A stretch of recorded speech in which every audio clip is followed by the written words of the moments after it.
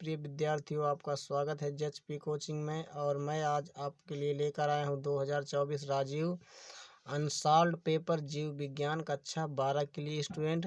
मैंने जो है स्टूडेंट सेट नंबर 1 में पार्ट नंबर 2 तक डाल दिया था बना करके। आज हम चलेंगे पार्ट नंबर 3 की तरफ। तो देखते हैं यहाँ पर पार्ट नंबर 3 में हमें क्या क्या पढ़ना है। ठीक है, आप देख सकते हैं यहाँ पर मैंने जो है स्टूडेंट 5 का घात तक मैंने करा दिया था। पीसीआर पर टिप्पणी लिखी है।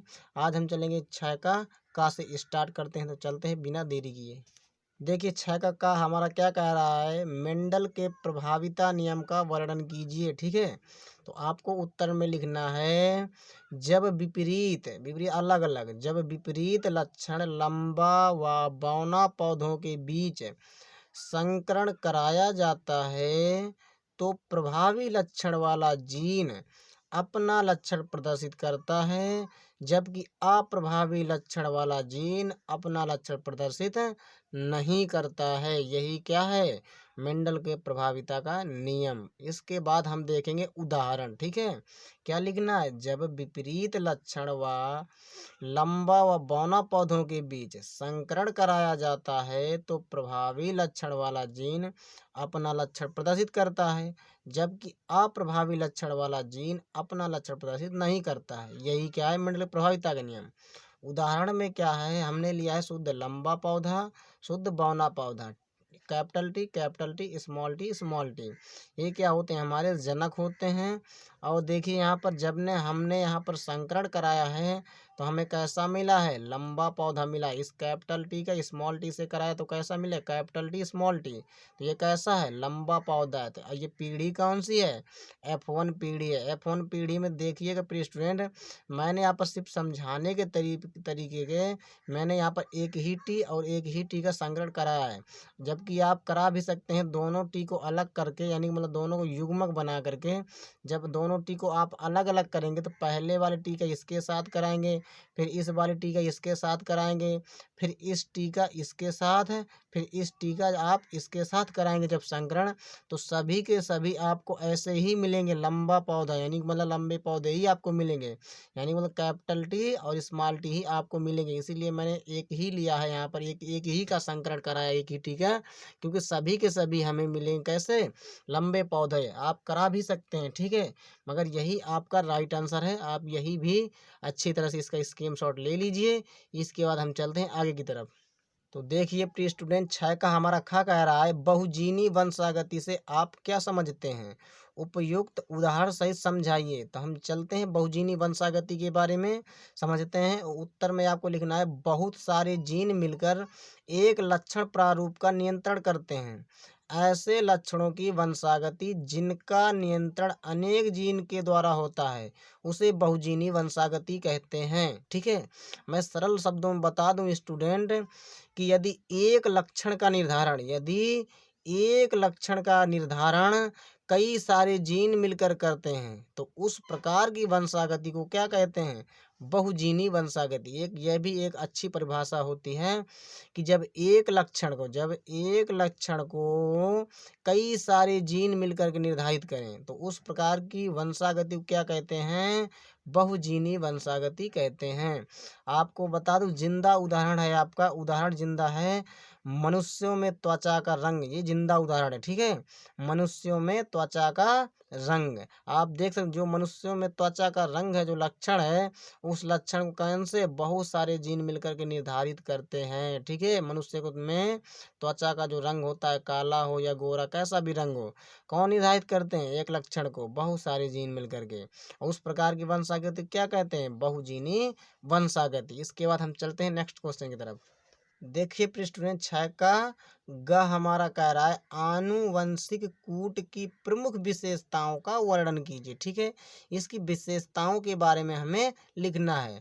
उत्तर डाल करके विशेषता नंबर 1 हमें लिखना है, आनुवंशिक कूट त्रिक होता है। त्रिक को अंग्रेजी में कहते हैं ट्रिपलेट। ठीक है, इसके बाद विशेषता नंबर 2 में हम देखते हैं, आनुवंशिक कूट असंदिग्धता दर्शाता है। अर्थात इसका मतलब क्या है, एक विशिष्ट प्रकूट एक ही अमीनो अम्ल को क्या करता है, कोड करता है। ये बहुत ही अच्छा क्वेश्चन है, ठीक है।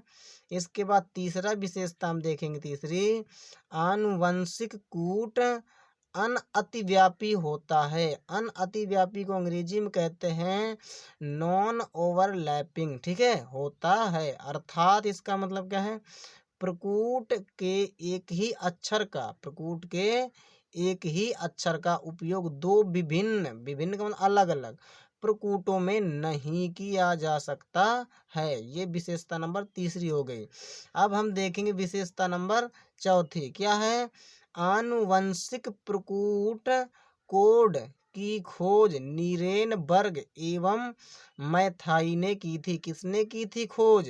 नीरेनबर्ग एवं मथाई ने की थी, ठीक है, मैथाई। यही इसका क्या है, आंसर है। इसके बाद हम चलते हैं नेक्स्ट क्वेश्चन की तरफ। तो देखिए प्रिय स्टूडेंट, 6 का घ हमारा कह रहा है, 6 का घ, टाइफाइड व न्यूमोनिया के रोग जनक कौन हैं, उनके लक्षण लिखिए, ठीक है। तो हमें देखना है यहाँ पर कि टाइफाइड के रोग जनक कौन है। तो उत्तर में लिखना है टाइफाइड का रोग जनक, टाइफाइड का रोग जनक कौन होता है, साल्मोनेला टाइफी जीवाणु। आपसे पूछा जा सकता है कि टाइफाइड किसके द्वारा होता है, तो जीवाणुओं के द्वारा होता है, ध्यान रखिएगा। इसके लक्षण कौन होते हैं, रोगी के बदन तथा सिर में दर्द रहता है। अगर समझ लो ऐसे लक्षण दिख रहे हैं तो समझ लो टाइफाइड है। 101 डिग्री फ़ारेनहाइट तक बुखार भी रहता है। कितना? 101 डिग्री फ़ारेनहाइट तक बुखार भी रहता है। अगर इतना बुखार है समझ लो टाइफाइड के लक्षण आ गए हैं, ठीक है। इसके बाद हम देखेंगे न्यूमोनिया।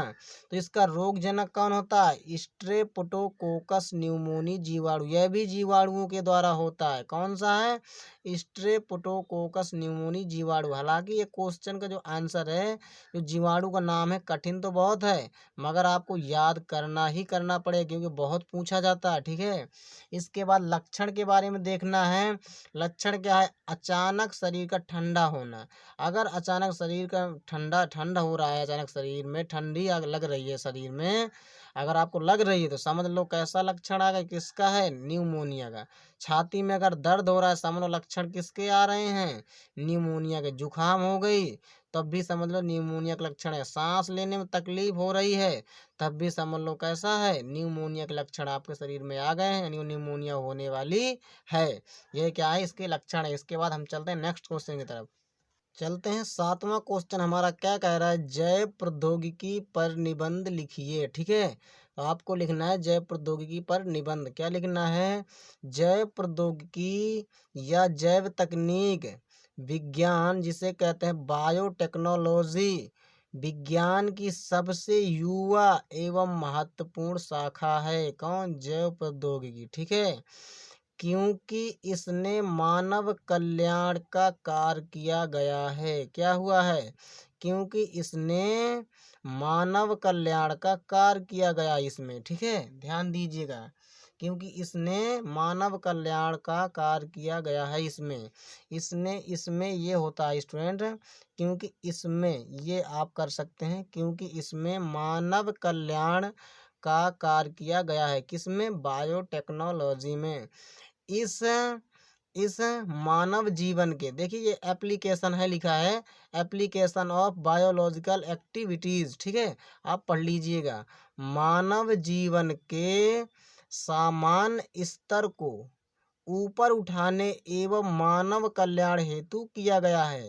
यानी कि मतलब है कि जो मानव का जीवन है, उस मानव जीवन के सामान्य जो स्तर है उसको ऊपर उठाने के लिए और मानव कल्याण हेतु किया गया है। किसका उपयोग, जैव प्रौद्योगिकी का, इसीलिए इसका इस्तेमाल किया जा रहा है, ठीक है।